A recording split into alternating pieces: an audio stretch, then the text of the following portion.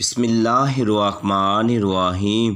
لاکھوں کروڑوں بے حدود و سلام حضور نبی کریم صلی اللہ علیہ وسلم پر، ان کی آل اولاد پر، ان کے صحابہ کرام رضی اللہ تعالیٰ پر۔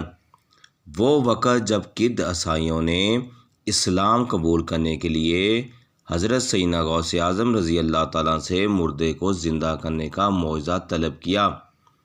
حیات المعظم فی المناقب سیدنا غوث اعظم رضی اللہ تعالیٰ میں نقل کیا گیا ہے کہ نائب مصطفیٰ تاجدار بغداد پیر لسانی قطب ربانی محبوب سبحانی سیدنا حضور غوث اعظم رضی اللہ تعالیٰ اپنے چند مریدوں کے ساتھ عراق کے کردستان علاقے میں تشریف لے گئے۔ یہ پوری بستی کئی لاکھ افراد پر مشتمل تھی اور ان کا مذہب عیسائیت تھا۔ طبیعت کے لحاظ سے بہت سخت قوم تھی۔ اسلام کا پیغام آنے کے باوجود سینکڑوں برس گزر جانے کے بعد اس قوم کے لوگ عیسائیت پر قائم تھے۔ آپ نے ان کے مرکز میں پہنچ کر ان کے بڑے سردار، ان کے قبائل کو دین اسلام کی دعوت دی۔ آپ کی اس دعوت اسلام پر ان کا ایک پادری سامنے آیا اور وہ اس قوم کا بڑا عالم مانا جانا تھا۔ وہ کچھ عرصہ بغداد شریف اور مصر میں بھی رہ چکا تھا۔ اس نے مسلمان علماء کرام سے کچھ حدیثیں بھی سن رکھی تھیں۔ آپ سے مخاطب ہو کر کہنے لگا، کیا آپ کے نبی صلی اللہ علیہ وآلہ وسلم کا یہ فرمان ہے، میری امت کے علماء ولی کا درجہ بنی اسرائیل کے نبیوں جیسا ہوگا؟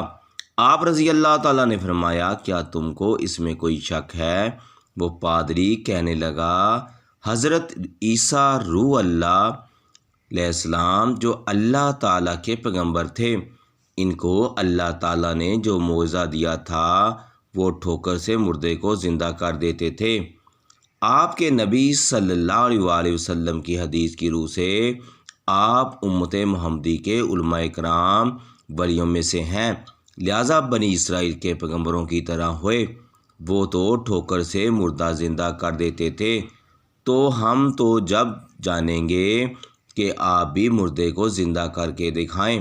آپ نے ارشاد فرمایا، بلا شبہ ہمارے آقا سرور کائنات صلی اللہ علیہ وسلم کی امت کے علماء ربانیین یعنی اولیاء اللہ کی شان یہی ہے۔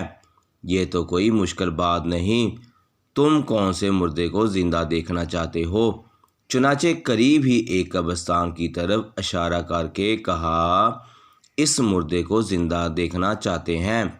آپ اس قبر کے قریب تشریف لے گئے اور آپ نے اس قبر کو ٹھوکر مارتے ہوئے ارشاد فرمایا، قم بإذن اللہ، اللہ کے حکم سے اٹھو۔ قبر شک ہو گئی، اس میں ایک شخص باہر نکلا اور نکلتے ہی اسلام کیا اور پوچھا گیا، قیامت ہو گئی ہے؟ سیدنا غوث اعظم رضی اللہ تعالیٰ نے فرمایا، نہیں، ابھی قیامت نہیں ہوئی، بلکہ تمہیں اٹھایا گیا ہے، تم اپنے بارے میں بتاؤ۔ اس نے کہا، میں حضرت دان علیہ السلام کا امتی ہوں اور میں ان کے ماننے والوں میں سے تھا۔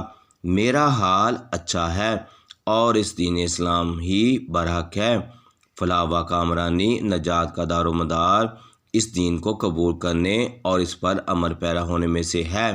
سرکار غوث اعظم رضی اللہ تعالیٰ نے فرمایا، اب تم واپس جاؤ، تمہیں قیامت میں پھر اٹھایا جائے گا۔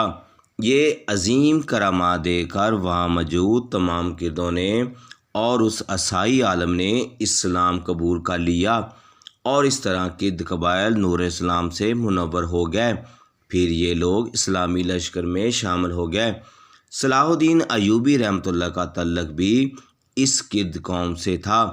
ان کے والد بھی اسی دوران اپنی برادری کے ساتھ مسلمان ہو کر حضور غوث اعظم رضی اللہ تعالیٰ سے بیعت ہوئے تھے اور بعد میں ملک شام کی جنگی سلاطین کے بہت بڑے فوجی جنرل بنے۔